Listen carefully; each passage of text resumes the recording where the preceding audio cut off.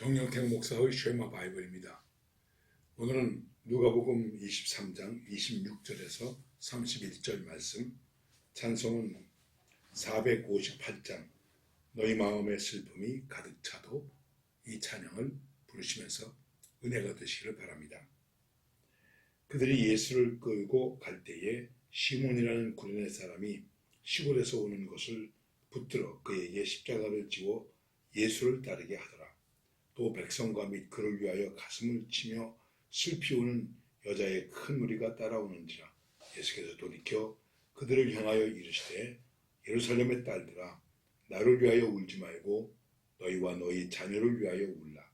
보라, 날이 이르면 사람이 말하기를 잉태하지 못한 이와 해산하지 못한 배와 먹이지 못한 젖이 복이 있다 하더라. 그때에 사람이 산들을 대하여 우리 위에 무너지라 하며 작은 산들을 대하여 우리를 덮으라 하리라. 또 푸른 나무에도 이같이 하거든 마른 나무에는 어떻게 되리요 하시더라. 드디어 예수님을 십자가에 못 박게 내놓아 주게 됩니다.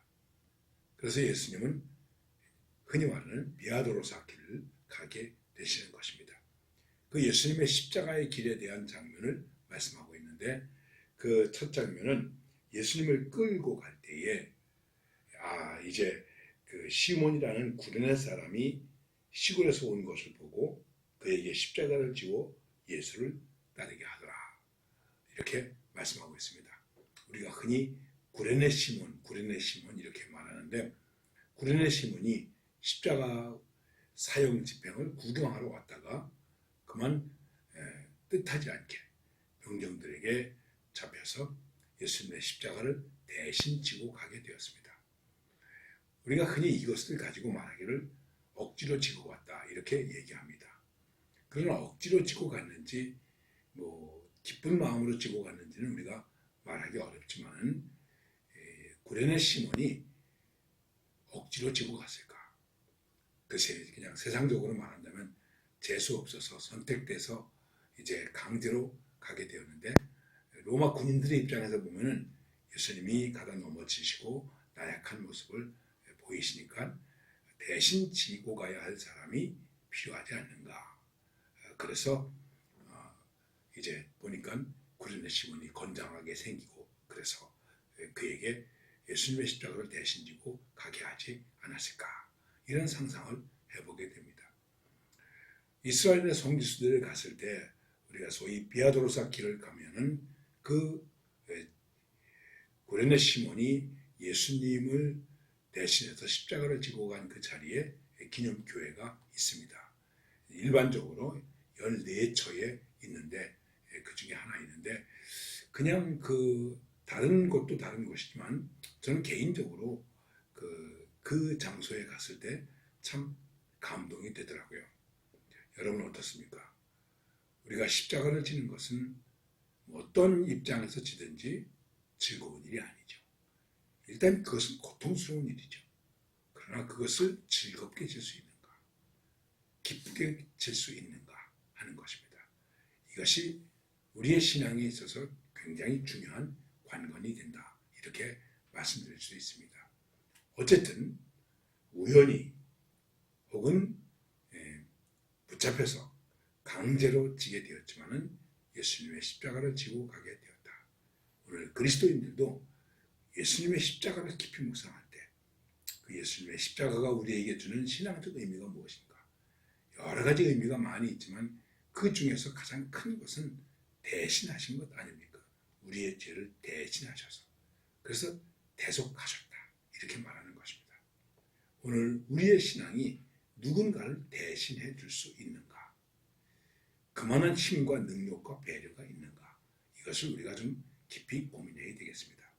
그리고 예수님의 십자가의 길에 오늘 말씀에서 보니까는 백성들도 있는데, 그 가운데 가슴을 치며 슬피 우는 여자의 큰 무리가 따라왔다. 다른 성경과 비교해서 얘기해 보면 이 여인들은 갈릴리에서 온 여인들입니다. 예수님의 십자가에서 슬피 우는 여인들, 어찌할 수 없는, 이렇게도 못하고 저렇게도 못하고 나설 수도 없고 뭐라고 어떻게 반항도 할 수 없고 항거도 일으킬 수 없고 그들은 다만 주님을 위하여 가슴을 치며 눈물을 흘릴 뿐입니다. 우리도 그럴 때가 있을 것입니다. 이렇게도 할 수 없고 저렇게도 할 수 없을 때 우리가 할 수 있는 것은 무엇일까? 애통하는 자는 복이 있나니 저희가 위로를 받을 것이며 라고 말씀하신 주님의 말씀처럼 우리도 애통하는, 공감하는 그러한 믿음의 자세가 필요한 것입니다. 이것이 경건한 모습이다. 이렇게 이야기할 수도 있을 것입니다. 예루살렘에 예수님의 십자가 곁에 있는 경건한 여인들의 모습이다. 이렇게 말씀드릴 수 있고요. 그런데 예수님께서 이 사람들에게 말하기를 예루살렘의 딸들아 나를 위하여 울지 말고 너희와 너희 자녀를 위하여 울라. 이렇게 말씀하십니다. 그 이유는 무엇일까요? 여러 가지 이야기가 많이 있지만 그 다음 말씀을 보면 이제 심판의 날이 있는데 그때의 비극은 얼마나 더 큰 것인가. 지금 예수님이 유대인들에게 잡혀서 십자가를 지고 가는 일이 참으로 가슴 아픈 일이고 가슴을 쳐야 되는 일이고 슬픈 일인데 그런데 정말 마지막에 오면 어떤 어려움이 있을까? 이것을 생각하면 지금 예수님의 십자가를 바라보면서 흘리는 눈물 그보다 더 큰 비극이 그들의 앞날에 있게 되겠다는 것이죠. 이것은 이 앞서 예수님이 말씀하신 것과 비교해서 얘기해 보면 예루살렘의 멸망을 내다보시기 때문입니다. 돌 위에 돌 하나도 참놓이지 아니하고 겸놓이지 아니하고 망하리라. 예루살렘 멸망의 슬픔. 그때에 후손들에게 닥칠 여러 가지 일들. 지금은 푸른 나무 같은 예수 그리스도를 이렇게 거절하고 죽게 했으나 그 믿음이 없고 패역한 마른 나무 같은 유대인들은 과연 얼마나 참혹한 비극을 가질 수 있겠는가 생각해 보는 것이죠. 미래를 생각할 때 너희와 너희 자녀를 너희 자녀를 위하여 울라 말씀하시는 것입니다. 요즘 우리도 매우 참 우리 주변에 일어나는 많은 사건들을 보죠. 이 사건들을 볼 때마다 부족하지만은 제 마음에 드는 것은 우리는 그냥 지금 이렇게 저렇게 견디고 산다고 할지라도 우리 아들, 딸, 손자, 손녀 우리 미래는 우리의 미래 세대는 어떻게 될까? 여러분 이 생각을 좀 해보셨습니까? 예, 미래 세대는 어떻게 될까? 그리고 그 미래 세대에게 우리는 무엇을 남길 수 있고 무엇을 보여줄 수 있을까? 이것을 깊이 생각해야 됩니다. 이 점이 굉장히 우리 믿음의 사람들이 특히 생각해야 되는 문제라고 생각합니다. 여러분, 우리에게는 멸망적이고 절망적이고 아무것도 할 수 없고 가슴을 치며 눈물을 흘릴 수밖에 없는 그런 상황이 있을 수도 있습니다. 그리고 있는 분들도 계실 것입니다. 그러나 지금 당장의 나의 안타까움보다 우리가 생각해야 될 것은 무엇일까요? 미래 세대, 다음 세대에게 어떻게 보여질까? 어떤 가치를 줄까? 어떤 의미를 줄까?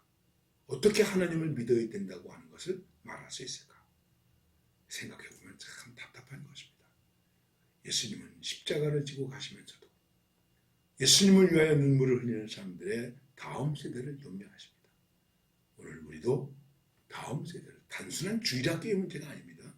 미래를 조금 더 깊이 생각하고 기도할 줄 아는 그러한 보다 더 성숙한 믿음의 사람으로 살아야 되지 않겠습니까? 이러한 믿음과 고민과 기도가 우리의 삶을 아름답게 하여